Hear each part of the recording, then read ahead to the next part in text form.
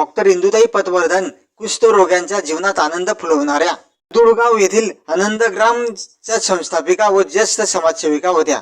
त्या जन्म 14 मे 1926 रोजी जमखंडी येथे झाला होता. वयाच्या 16व्या वर्षी त्यांनी गांधीजींच्या चळवळीस वाहून घेतले होते. मॉन्टेसरी शिक्षणक्रम पूर्ण करून त्या शिक्षिका बनल्या. पुढे ब्रिटिश इंडियन रेड क्रॉस आणि सेंट जॉन ॲम्ब्युलन्सच्या कामामध्ये दाखल झाल्या. पश्चिम महाराष्ट्रात पुण्याजवळ कुष्ठरोग सेवा केंद्र सुरू करणाऱ्या त्या पहिल्या महिला कार्यकर्त्या आहेत.